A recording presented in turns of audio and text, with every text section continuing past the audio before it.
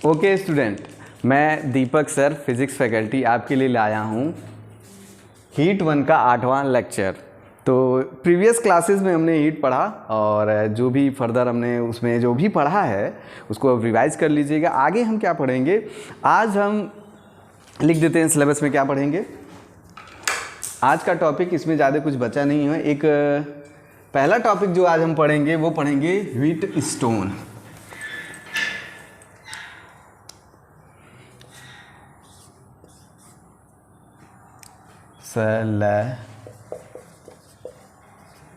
बस सिलेबस में आज व्हीट स्टोन ब्रिज पढ़ेंगे, गेहूं पत्थर पुलिया, और दूसरा क्या होगा, प्रॉब्लम्स। आज कुछ तगड़े क्वेश्चन कराए जाएंगे, व्हीट स्टोन पढ़ाया जाएगा। आज का लेक्चर जो है थोड़ा ब्रीफ ही होगा, आधे एक घंटे का होगा। तो start with wheat stone bridge. लिख देता हूं wheat stone bridge. Wheat stone bridge एक तरह का कॉम्बिनेशन है, कुछ है नहीं, कॉम्बिनेशन है। ये मिनिमम 5 एलिमेंट का बना होता है। एलिमेंट कुछ भी हो सकते हैं, रेजिस्टेंस हो सकते हैं, कैपेसिटेंस हो सकता है, इंडक्टर हो सकता है, और यहाँ पे क्या है, स्लैब है। क्या है कि व्हीट स्टोन एक ऐसा कॉम्बिनेशन है जिसमें अगर वो बैलेंस हो तो एक आर्म में करंट नहीं जाती है। तो स्टार्ट करते हैं फिगर बना के। तो मान लो ये एक टर्मिनल है, तो यहां से एक स्लैब ऐसे है, फिर वहां से एक स्लैब ऐसे है, ये पॉइंट है, ये यहां पे पॉइंट हो गया, फिर ये दूसरा स्लैब,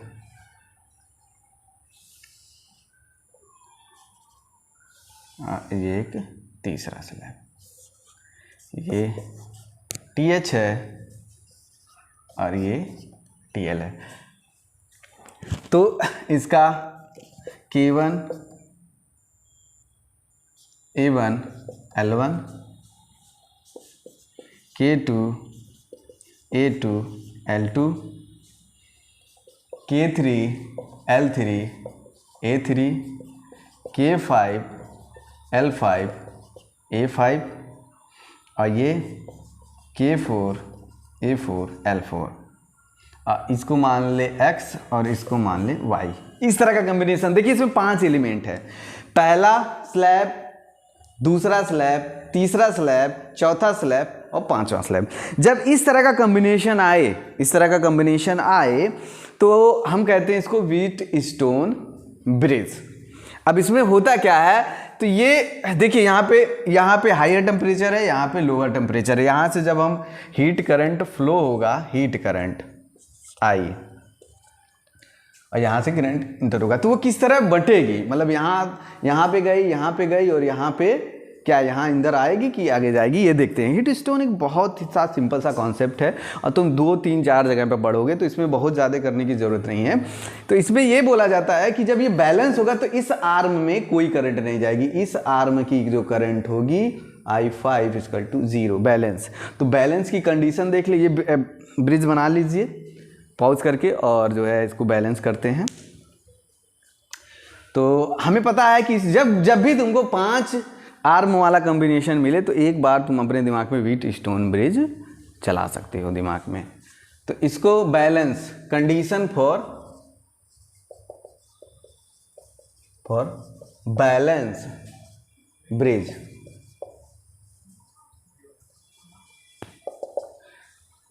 अब क्या है कि जब इसमें करंट 50 जाएगा तो I1 I2 I3 I4 current है। तो इसमें करंट अगर 0 गया तो I1 बराबर I3 हो जाएगा, पहला कंडीशन, और दूसरा I2 बराबर I4 हो जाएगा। ये कंडीशन मेट होनी चाहिए।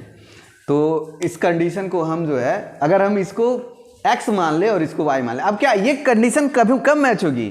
तो व्हीटस्टोन की जो ये कंडीशन कब होगी? ओनली व्हेन x बराबर y। अब ये मेन कंडीशन होती है। ये दोनों में होगा ही, लेकिन ये शुरुआत होता है, कंसेप्ट यहाँ से चलता है।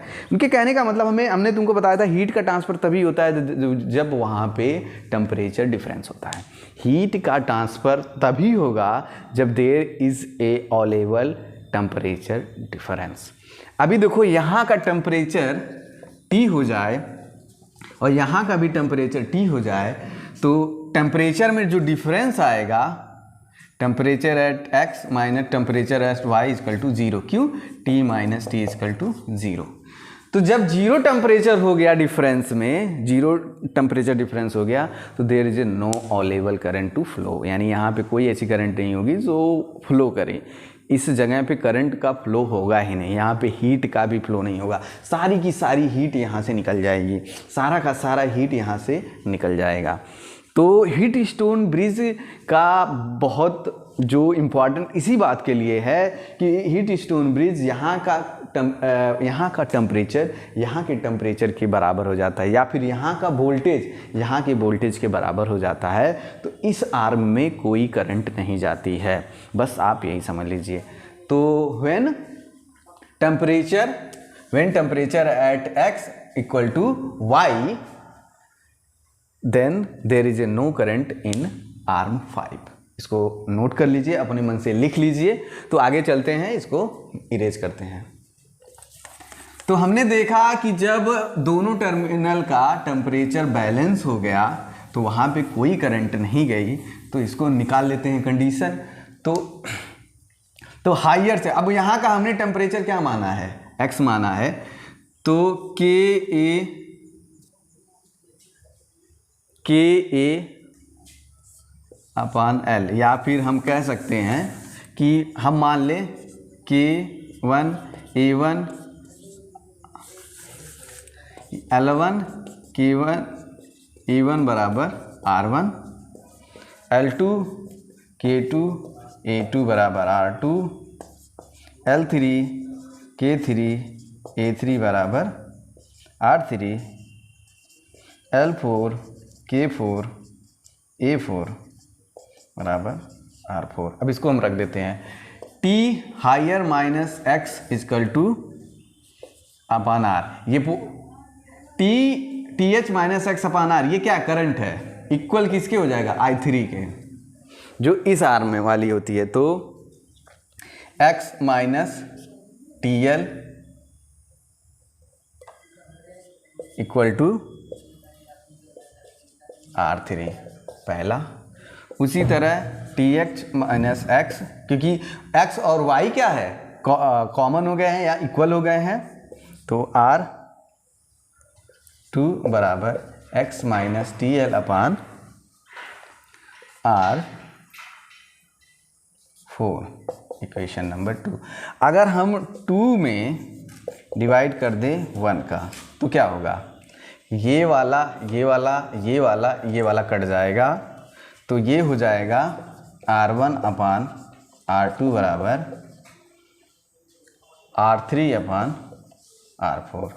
इसको सॉल्व कर लीजिएगा, देख लीजिए क्या जब हम इसको इसमें डिवाइड करेंगे तो ये वाला टर्म नीचे आएगा, तो इसको काट देगा और ये R1 ऊपर चला जाएगा, इसी में ऐसे इधर भी हो जाएगा। तो ये ऐसे लिखा जा सकता है R1 R4 बराबर R2 R3। तो ये कंडीशन होती है, चाहे इसको याद कर लो चाहे इसको याद कर लो, ये याद कर लो या ये इतनी चीज़ें याद होनी चाहिए। इसमें और कुछ होता ही नहीं है कि जब हम दो टर्मिनल का व्हीटस्टोन ब्रिज में जब दो टर्मिनल के बीच का टेम्परेचर डिफरेंस 0 हो जाता तो वहाँ पे करंट भी 0 हो जाती है। और उसके लिए हमें क्या होना चाहिए? R1 अपान R2 बराबर R3 अपान R4। तो इसको नोट कर लीजिए, आगे चलते हैं।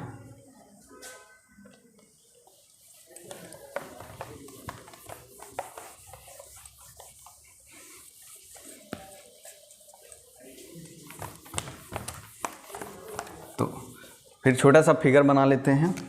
इसको रेजिस्टेंस से शो करते हैं।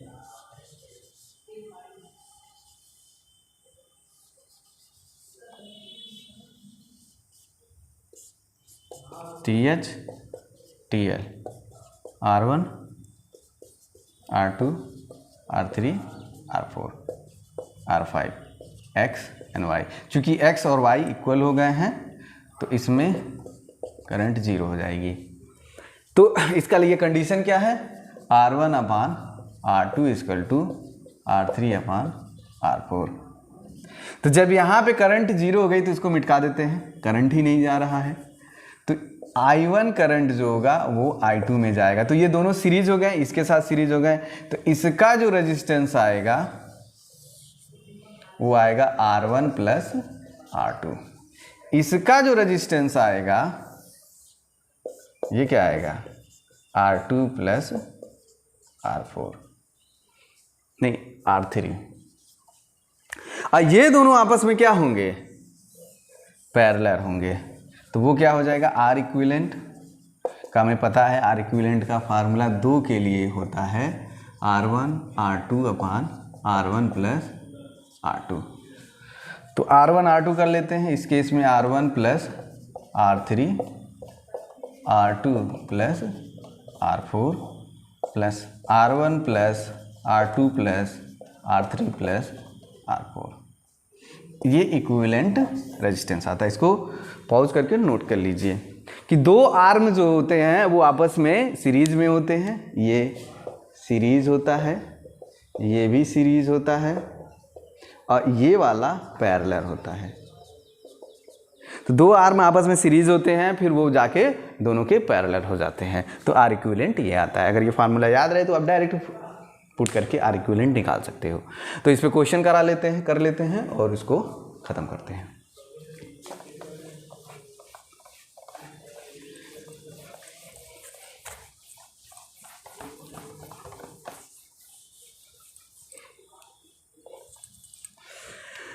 तो पहला क्वेश्चन है, यहाँ का टेम्परेचर 100 डिग्री है,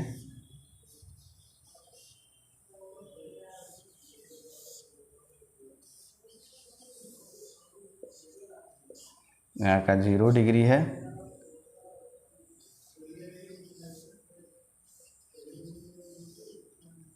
और ये है 2 वाट पर केल्विन। के की वैल्यू 2 वाट पर केल्विन आएगा। आई बराबर जो होता है वाट होता है, और के की वैल्यू आर की वैल्यू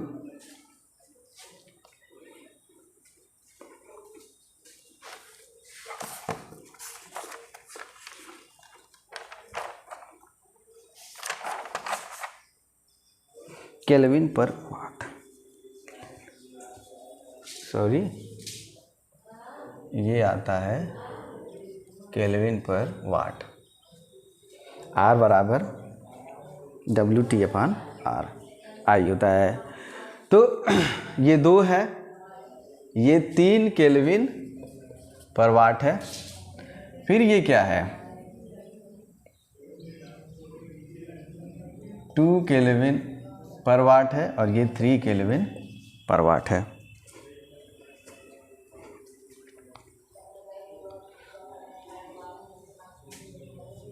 और ये 5 केल्विन पर वाट है। फाइंड द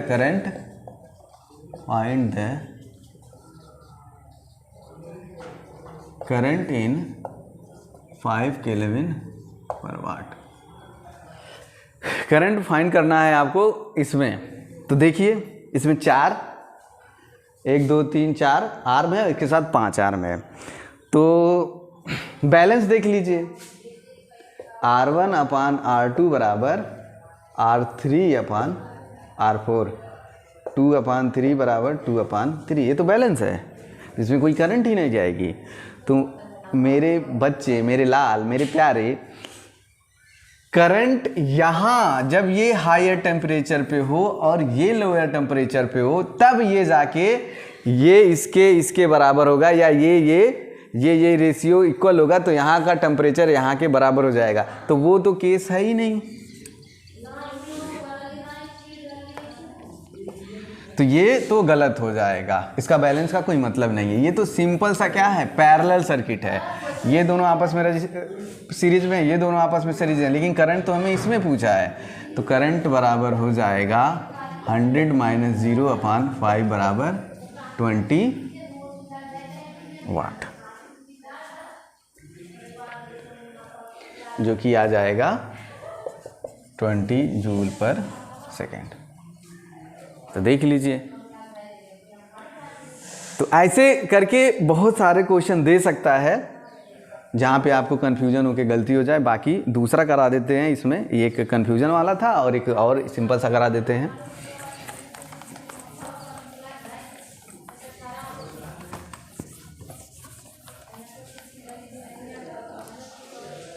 तो आइए,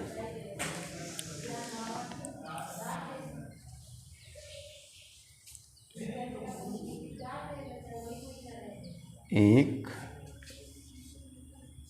दो,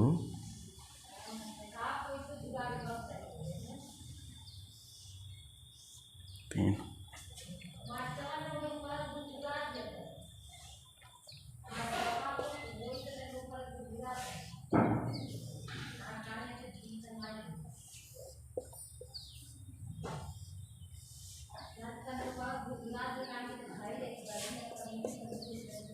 TH TL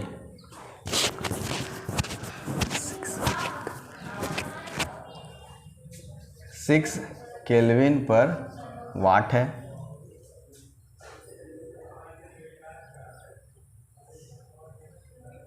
और ये 8 केल्विन पर वाट है। ये 5 केल्विन पर वाट है।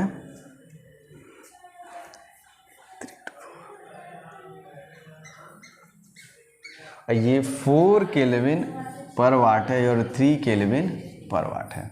देख लीजिए, और हमें फाइंड करना है, क्या फाइंड करना है, find R equivalent between TH and TL। TL और TH के बीच में हमें क्या फाइंड करना है, आर इक्विवेलेंट फाइंड करना है। तब देखिए, यहाँ पे अगर हम A पॉइंट मान ले और यहाँ पे हम B पॉइंट मान ले, इसको X मान ले और इसको Y मान ले, तो इसको रीड्रा करते हैं। पॉज कर लीजिए, नोट कर लीजिए मेरे साथ, इसको रीड्रा करते हैं। तो यहाँ पे करते हैं, इसको A मानते हैं, इसको B मानते हैं, इसको X मानते हैं और इसको Y मानते हैं। A से Y के बीच में क्या है, 6 है।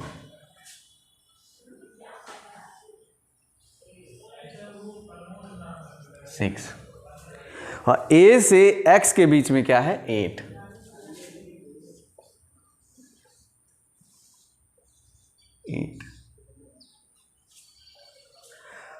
अब Y से TL के बीच में यानी B के बीच में क्या है, 3।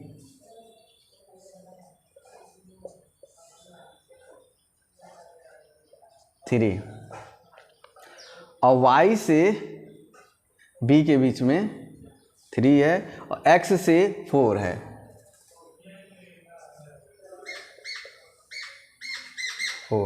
और यहाँ पे बीच में X Y के बीच में 5 है।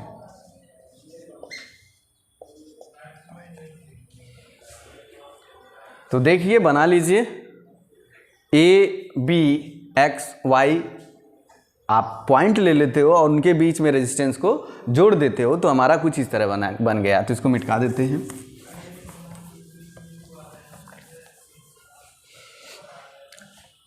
और दूसरा क्वेश्चन होगा, find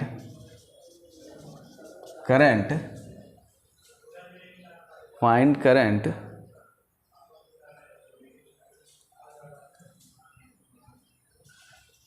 flow from A to B 1, TH बराबर 100 एंड TL बराबर 0 डिग्री सेंटीग्रेड। ये 2 क्वेश्चन होगा, यानी कि ये करंट ये बतानी है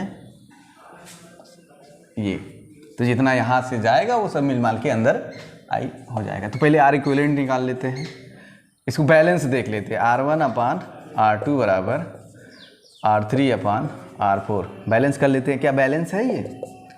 8 अपान 6 बराबर 4 अपान 3, 2 से 4 3, अरे यार ये तो बैलेंस है, तो ये ब्रिज बैलेंस है। तो हमने देखा जो हमारे पास ब्रिज है वो बैलेंस है, तो जब ये बैलेंस है तो इसका R इक्विवेलेंट निकाल लेते हैं। तो ये वाली आर्म क्या होगी? रिडंड हो जाएगी। रिडंड का मतलब बेकार हो जाएगी, हैं, जैसे कि तुम लोग नहीं पढ़ोगे तो तुम लोग भी बेकार हो जाओगे, किसी काम के नहीं रह जाओगे। हाँ, लेबर करने के लायक तो रहोगे, इतना भी नहीं है कि उस तरह एकदम बेकार हो जाओगे, लेबर बन सकते हो और इंडिया को लेबर की ज़रूरत है। तो यहाँ पे कोई करंट नहीं जाएगी, तो R इक्विवेलेंट क्या हो जाएगा इसका? ये 8 4 12 गुणे 6 3 9 और 6 4 10, 8 18 3 21, तो 3 7 21, 3 3 9, तो 12 दूने 24, 12 36 अपान 7, ये आया है इसका क्या होता है? केल्विन अपान वाट। तो हमें क्या निकालना है? करंट आई, टेम्परेचर डिफरेंस क्या है इनके बीच का? 100 माइनस 0 अपान 36 अपान 7, तो 700 अपान 36 वाट, या फिर आप कह सकते हैं जूल पर सेकेंड, जूल पर सेकेंड। तो इससे ज़्यादा इस पर क्वेश्चन करने की ज़रूरत नहीं है, क्योंकि आगे आप भी और भी अच्छे से पढ़ोगे। बस इतना कॉन्सेप्ट पता है कि अगर आपको ये दिखना आ जाए, इसके कंडीशन मीट हो जाए, इसका फार्मूला याद हो, तो इस पर क्वेश्चन लगाया जा सकता है। इस पर कई सारे क्वेश्चन बन सकते हैं और सेम ही कॉन्सेप्ट लगेगा, तो इस पर और ज़्यादा जो है करने की ज़रूरत नहीं। इससे ज़्यादा टफ तुमको मिलेगा नहीं, और जो मिलेगा भी तो हमें तो कॉन्सेप्ट पता है, ये तो हम कर सकते हैं। तो आता है अगला क्वेश्चन। अब ये जो क्वेश्चन होंगे ये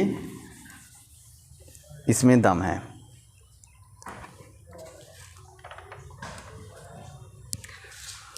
क्वेश्चन नंबर 1 क्या कह रहा है? एक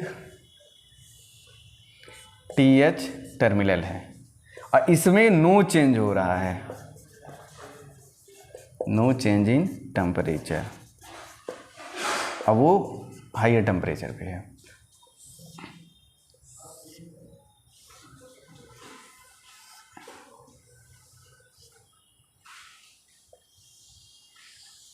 ये क्या है? टैंक है जो कंटेन किया हुआ है, कंटेन लिक्विड।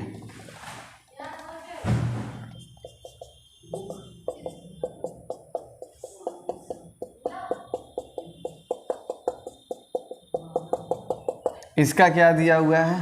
रो W दे दिया है, इसका SW दे दिया गया है और इसका मास MS दे दिया गया है। यानी इसमें जो भी भरा हुआ है वो MS मास का है, रो उसकी डेंसिटी है, स्पेसिफिक हीट उसका दिया हुआ है। अब इसका शुरुआती इनिशियल टेम्परेचर T0 है, इनिशियल टेम्परेचर इसका T0 है, जो कि लेस देन क्या है? TH के। तो हमें फाइंड करना है, फाइंड T, यानी कि किसका T? टैंक का T with respect to time. हमारे पास ये कंडीशन है और इसमें जो रॉड लगा हुआ है यहाँ पे उसका K है, A दिया हुआ है और L दिया हुआ है।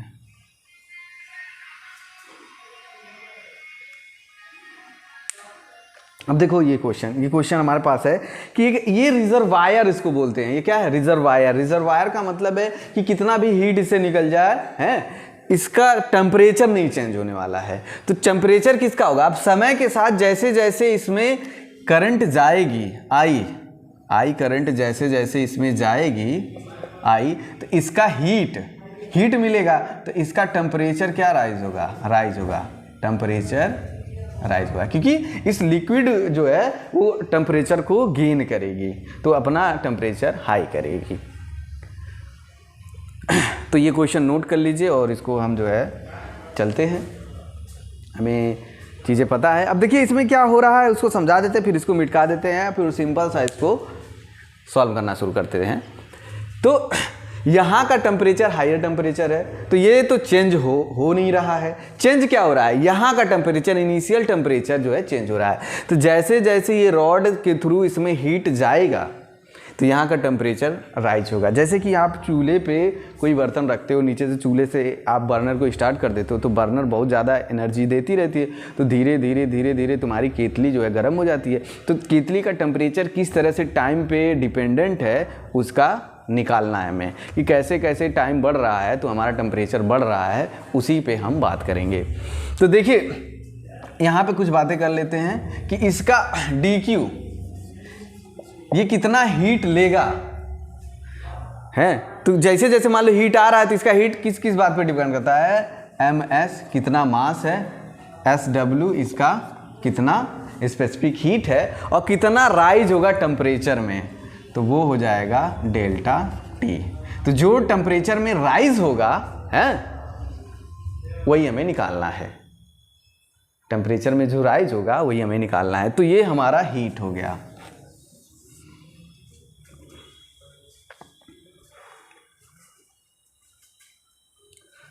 तो अगर हम छोटा सा टेम्परेचर राइज लेते हैं तो ये dt हो जाएगा। तो हम इसको मिटाते हैं और क्वेश्चन को थोड़ा सिंप्लीफाई करके सिस्टमेटिक डायग्राम बनाते हैं। तो नोट कर लीजिए, हम मिटाते हैं।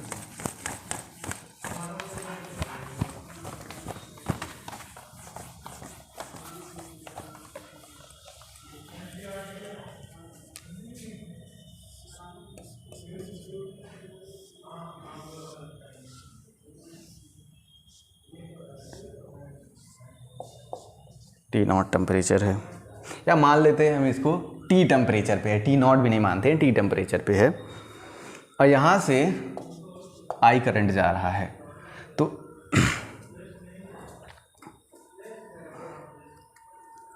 तो हम जानते हैं कि T इक्वल टू, अगर आप T पे लेते हो तो T इक्वल टू पे T था, ये नॉर्मल सब कुछ था, ये हायर था। अगर हम T अगला लेते हैं कि T में dt का चेंज हो जाए, dt का एक स्मॉल सा टाइम में चेंज हो, तो इसके टेम्परेचर में क्या चेंज होगा, इसका टेम्परेचर T प्लस dt हो जाएगा।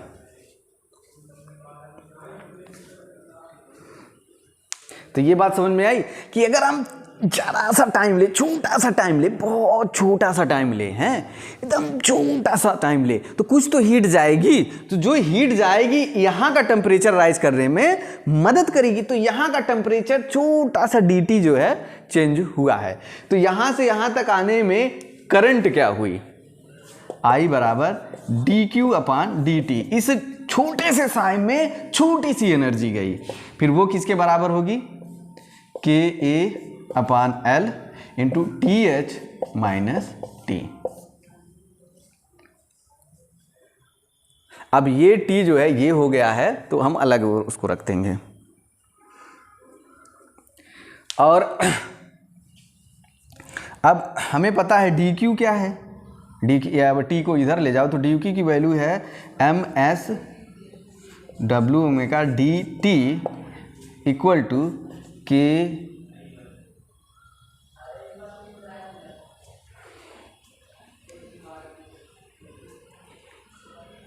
KA upon L TH minus T into dt इसके बराबर।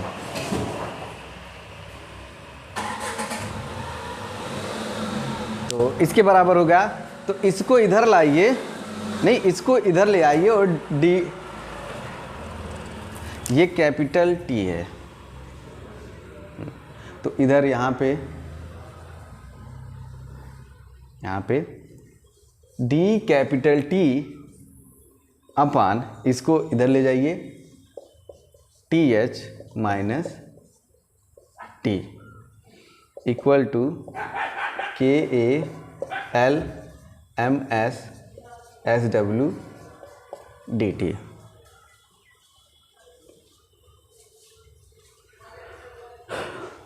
तो ये हो गया।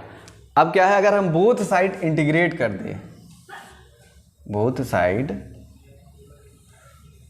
इंटीग्रेट कर दें तो हमारा निकल आएगा।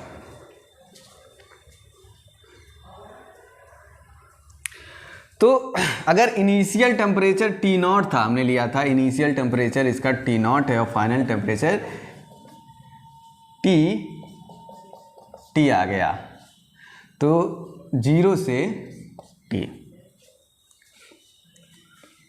लिमिट तो आई ना समझ के, कि शुरुआत में टेम्परेचर इसका T0 था, बाद में इसका T हो गया जो कि टाइम डिपेंडेंट है। उसी तरह शुरुआत में जो हमारा टाइम था वो 0 था और अंत में जो है टाइम T आ गया। तो अब इसको मिटा देते हैं क्योंकि हमने इसको पहले कर चुका है। अब इंटीग्रेशन है, देखिए जो T है वो यहाँ पे है तो ये निगेटिव है, तो निगेटिव ln क्या आ जाएगा, TH minus T T0 T। I hope मुझे जो है ये नहीं बताना पड़ेगा कि ये इंटीग्रेशन कैसे हो गया, आपको इंटीग्रेशन आ रहा होगा। 1/x का ln होता है, लेकिन अगर ये नेगेटिव में हो तो ये नेगेटिव ln x होता है। तो यही हमारा लगा। तो इसका जब हम डिफरेंशिएशन करेंगे ये 0 हो जाएगा, इसका डिफरेंशिएशन इसके रिस्पेक्ट में करेंगे तो 1 हो जाएगा, तो इस वजह से ये नेगेटिव यहाँ पे आ जाता है। तो चलिए इसको मिटाते हैं। तो ये इक्वल होगा किसके, अब ये इसका आगे तो 1 है, 1 का T हो जाएगा, तो KALMS इंटू T आ गया।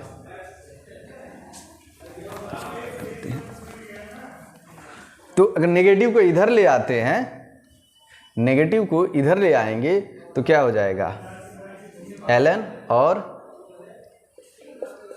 TH minus T upon TH minus T0 equal to, ये नेगेटिव यहाँ पे नेगेटिव आ जाएगा तो ये हो जाएगा KALMSSW इंटू T। नोट कर लीजिए, फिर मिटाता हूँ, मेरे पास कोई ज़्यादा जगह है नहीं।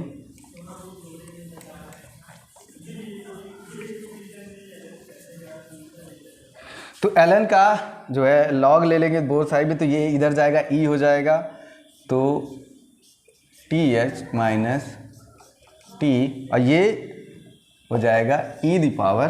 अब इस पूरे क्वांटिटी को आप क्या मान लो, k, तो e the power minus k T आ जाएगा और अपान TH माइनस T0 आ जाएगा। तो इसको चेंज करेंगे इधर, तो TH minus TH minus not e the power minus k T आ जाएगा। ये निकालना है तो इसको यहाँ ले जाओ और इसको यहाँ ले आओ, तो T function of TH minus T0 e k T।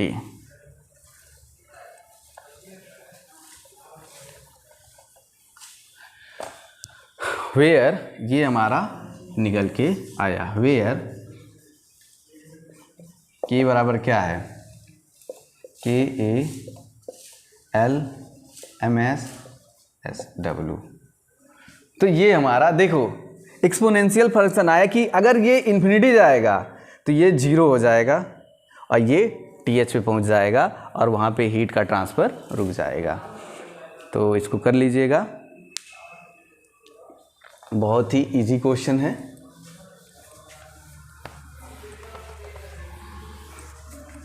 अब दूसरा क्वेश्चन आता है।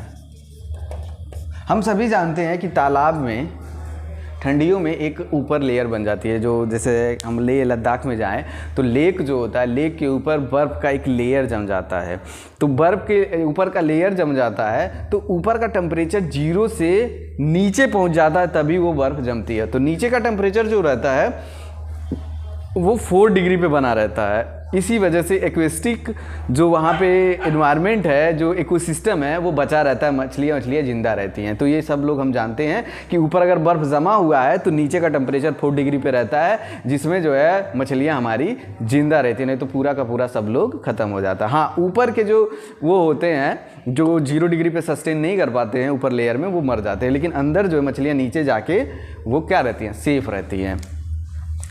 तो एक बर्फ का जो है लेयर जम गया है लेक के ऊपर, और नीचे क्या है, लेक है।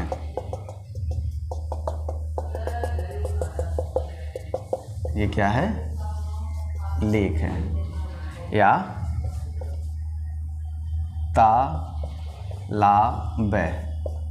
देख लीजिए, जो भी हो, गढ़ी गुढ़ा गड्ढी गुड्डा जो भी हो, तालाब है। अब क्या होता है कि हमें क्या बताना है, हमें वाई बताना है। वाई मतलब बर्फ जो पिघलेगी, function of X T N वो बताना है, वाई टी बताना है समय के साथ कि कितनी बर्फ जमा होगी। तो हम जो है शुरू में सोचते हैं कि वाई टी लेयर हो चुका है, जिसका इस बर्फ का सरफेस एरिया जो है ए है, इसका डेंसिटी रो है, इसका डेंसिटी रो है, और इसका जो है की केल्विन दिया हुआ है आइस का। अब देखो एक चीज हम बताएं, नीचे का टेम्परेचर ज़्यादा होता है, ऊपर का कम होता है। तो मान लो ये -T डिग्री सेल्सियस पे है और नीचे 0 डिग्री सेल्सियस पे है। मान लो हमारा बर्फ जब ये नीचे 0 डिग्री होगा तभी ना ये जो है बर्फ स्टार्ट होगी। तो ये 0, मान लो हमें x पे जाके, y पे जाके एक dy का एलिमेंट लिए हैं, तो यहाँ dy, तो यहाँ का जो टेम्परेचर होगा, यहाँ का अभी जम गया है ना, तो 0 डिग्री सेल्सियस होगा, 0 डिग्री सेल्सियस होगा। तो करंट क्या फ्लो होगी इसमें, करंट जो फ्लो होगी वो होगी के एरिया ए अपॉन वाई और 0 माइनस टी बराबर, ये करंट फ्लो होगी। और ये करंट आएगी कहाँ से, ये करंट आएगी अंदर से। कहाँ से आएगी, अंदर से। अब चूंकि जितना बर्फ जमा होगा, यानी जमा होगा, उतना लेटेंट हीट ऑफ फ्यूजन निकला होगा, है, उतना लेटेंट हीट ऑफ फ्यूजन निकला होगा। तो लेटेंट हीट ऑफ फ्यूजन क्या आ जाएगा, रो इंटू ए इंटू डी वाई, यही तो जमा हुआ है, ये उसका मास हो गया इंटू एल एफ। देखिए समझ में आया, एक ही लाइन में हमने इसको कर दिया। यहाँ पे 0 डिग्री है और यहाँ पे -T डिग्री है, तो टेम्परेचर डिफरेंस आएगा 0 -T के इसका दिया हुआ आइस का, ए इसका सरफेस एरिया है, और वाई क्या है, इसकी लेयर है, वही तो पार करके ऊपर निकलेगी। जब ये यहाँ से हीट करंट ऊपर जाई है तो यहाँ से हीट को लेकर जाएगी, तभी तो ये स्टार्ट होगा जमना। हमें पता है कि 0 डिग्री वाटर से 0 डिग्री बर्फ ले जाने के लिए 80 कैलोरी पर ग्राम की एनर्जी हमें निकालनी पड़ेगी, तो वो एटमॉस्फेयर में जाएगी, तो वो हो गया, ये उसका मास हो गया और ये एलएफ हो गया। अब इसको जो है इंटीग्रेट कर लेंगे 0 से y में, तो इसको पहले हम इसको अरेंज कर लें, y को dy के साथ कर लें और दूसरे को दूसरे के साथ कर लें। तो यहाँ पे इसको लिखते हैं, पॉज कर लीजिएगा, पॉज करके बीच में देख लीजिएगा। तो y के साथ इसको ले आए, तो y dy 0 से y जाएगा, उसके बाद के ए ने ए को मारा तो ए खत्म हो गया, ये माइनस माइनस प्लस हो जाएगा, माइनस माइनस प्लस हो जाएगा, के T upon rho L F, के T upon rho L F बचेगा।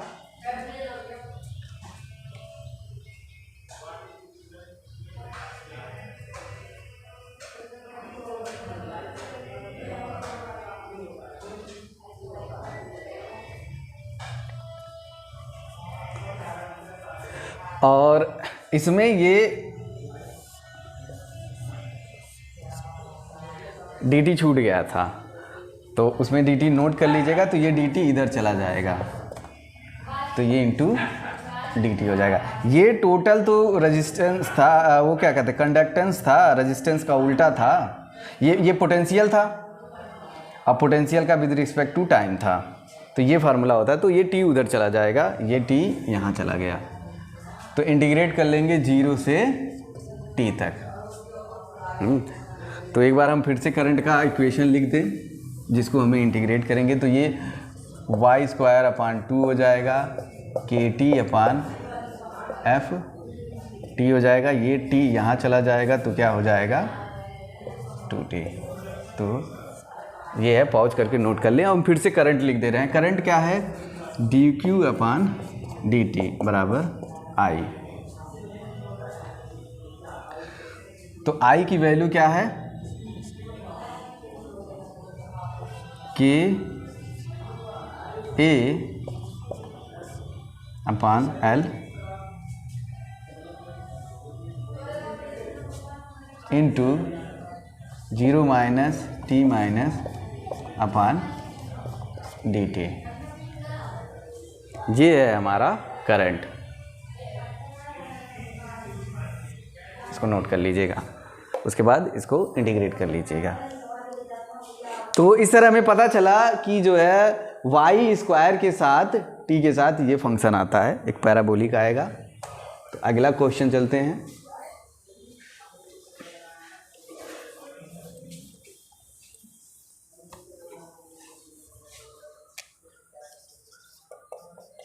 दूसरा क्वेश्चन,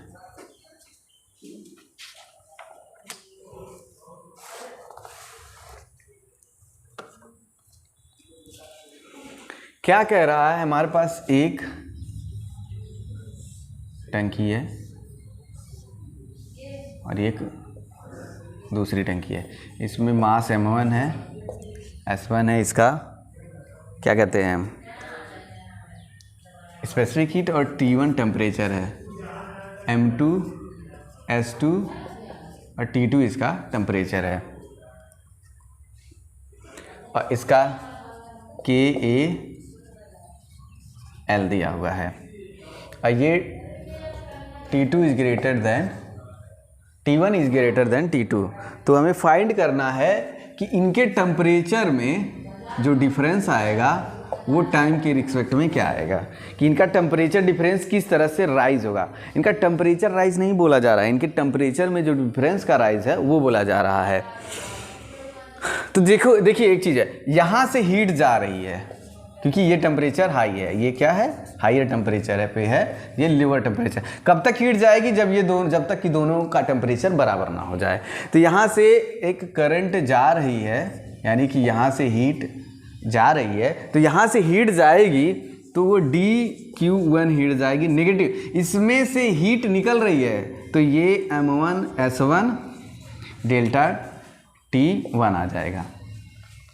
इसमें से हीट निकल रही है। अब क्या है, जैसे जैसे मान लो T हमने देखा T पे स्टार्ट हुआ, तो T आगे गए T प्लस स्मॉल dt पे, तो हमने देखा, इसको अभी मिटा देते हैं, कि T पे इसका टेम्परेचर T था है, तो T से जब हम आगे बढ़े हैं, यानी कि T हायर था या T1 था, तो T1 माइनस डेल्टा dt, यानी इसके टेम्परेचर इसका डाउन हुआ पहले से, तो डाउन होगा तो ये नेगेटिव आएगा ना, इसके टेम्परेचर को माइनस करेगा, क्योंकि इसमें बाहर से एनर्जी आ नहीं रही है, तो इसके टेम्परेचर को माइनस करेगा और इसके टेम्परेचर को राइज करेगा। तो इसको हम प्लस ले लेते हैं, मान लेते हैं कि नेगेटिव आएगा। तो इसी तरह से T2 का टेम्परेचर क्या आ जाएगा, T2 प्लस dt। कि जितना टेम्परेचर राइज यहाँ पे होगा कम होगा, यानी जितना टेम्परेचर यहाँ का डिक्रीज होगा उतना ही टेम्परेचर यहाँ का इंक्रीज होगा। तो यहाँ पे Q1 क्या होगा, माइनस होगा M1 S1 डेल्टा T1, और यहाँ का dQ क्या होगा जो कि 2 होगा, वो होगा M2 S2 डेल्टा T। और हमें पता है कि जितना ये एनर्जी देगा उतना ये एनर्जी लेगा। क्यों? क्योंकि ये स्टडी स्टेट की कंडीशन है।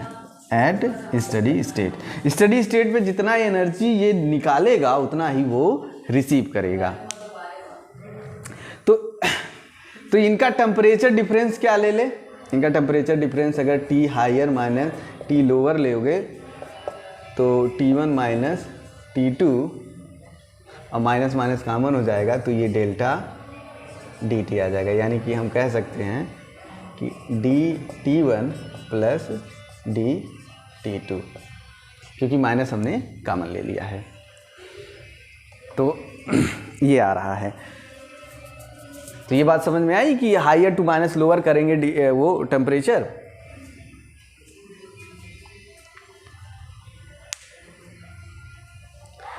और यही किसके बराबर होगा,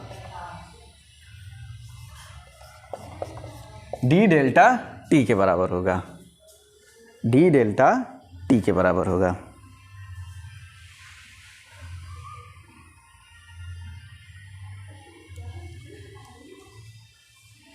तो हम मिटा देते हैं इनको, यहाँ से T1 की वैल्यू निकाल ले, हमें पता है यहाँ से T1 की वैल्यू क्या आ जाएगी dQ, क्योंकि दोनों का सेम है dQ M1 S1 dt dQ M2 S2। तो इसको मिटाते हैं,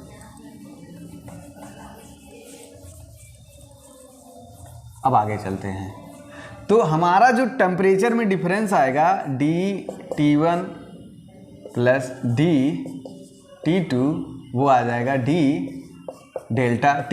तो ये नेगेटिव इधर का इधर आ गया, तो हमें ये दो वैल्यू रख देंगे तो dQ अपान M1 S1 प्लस dQ अपान M2 S2 बराबर माइनस d डेल्टा t।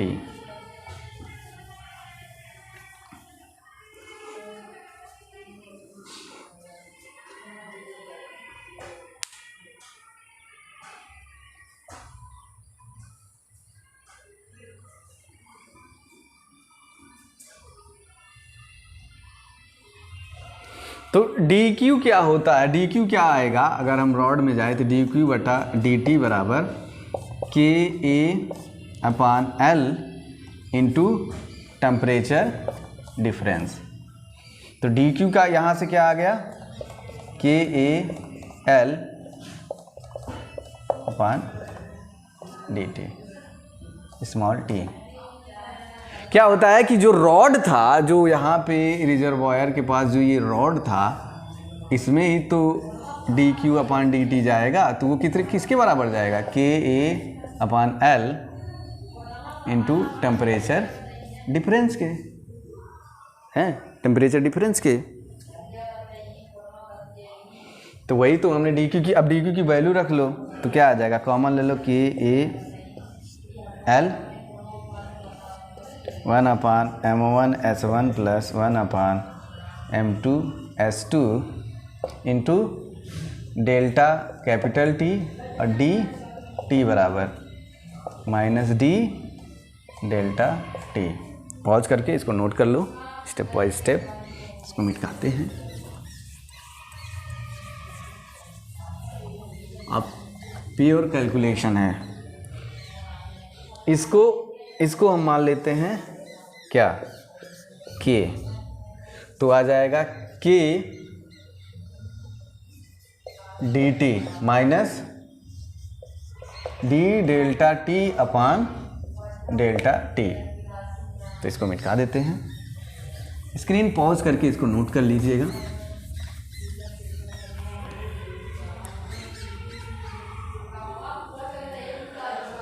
और ये 0 से t होगा,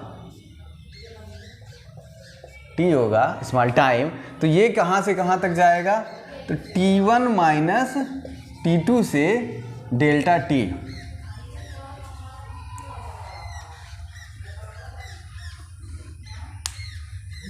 तो ये लिमिट समझने में किसी को प्रॉब्लम हुई। जो इनिशियल टेम्परेचर डिफरेंस है, इनिशियली टेम्परेचर इसका T1 था इधर वाले का और इधर वाले का T2 था, तो इनिशियल डिफरेंस जो आएगा T1 माइनस T2 आएगा, और फाइनल हमें किस में लाना है, डेल्टा T में लाना है। तो यही तो हमें टाइम के साथ निकालना है।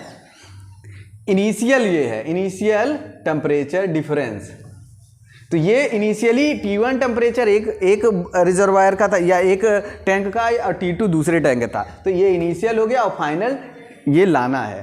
तो ये निगेटिव को इधर ले आओ तो क्या आ जाएगा, ln dt T1 minus T2 delta T बराबर माइनस KT, क्योंकि यहाँ पे K कांस्टेंट है और इधर चला आएगा, तो ln को उधर ले जाएंगे, यानी कि डेल्टा, इसको करोगे तो ये हो जाएगा डेल्टा T अपान T1 minus T2, value put कर दिया, माइनस की T। इसका जो है लॉग ले लोगे, तो लॉग ले लोगे डेल्टा T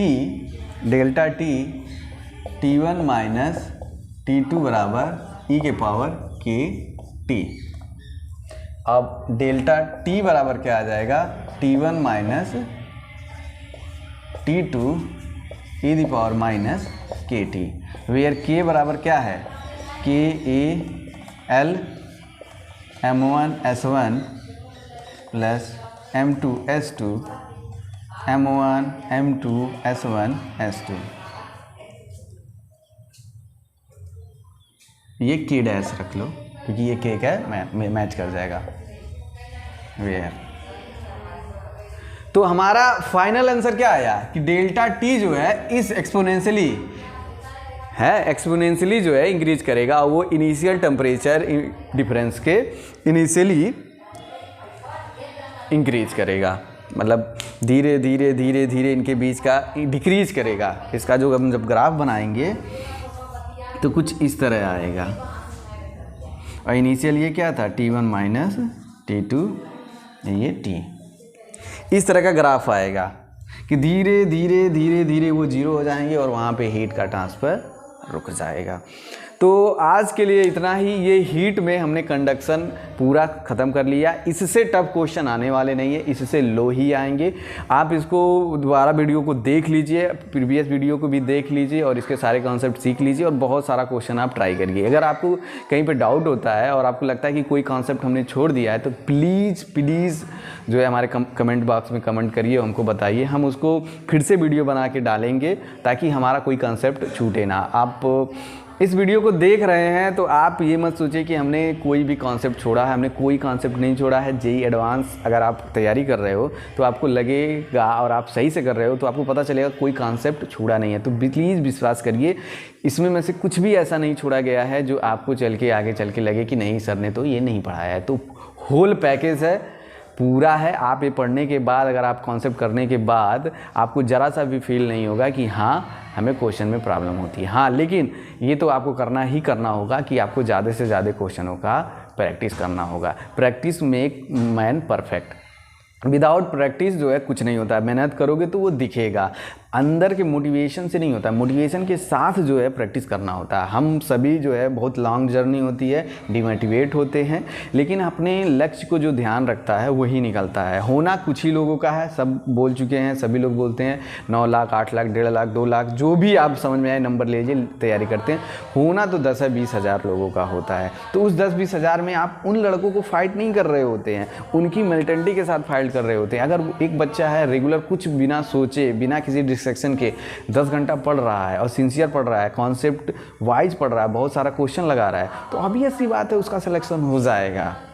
अगर आप उसी रूटीन को फॉलो करते हो और आप भले ही वीक हो लेकिन आप अपने वीकनेस को, जो भी आपका वीकनेस है, कंप्लीट करते हो, आप फ्रस्ट्रेट नहीं होते हो और हंसते हुए पढ़ रहे हो, खुशी होकर पढ़ रहे हो, तो आपका सिलेक्शन हो जाएगा भाई। 2 साल बहुत होते हैं, 11 से लग जाइए, 11 12 आपका फाइनली जाके सिलेक्शन हो जाएगा। सिलेक्शन बहुत बड़ी बात नहीं होती है, हम ही लोगों के बीच के लोग जो है सेलेक्ट होते हैं।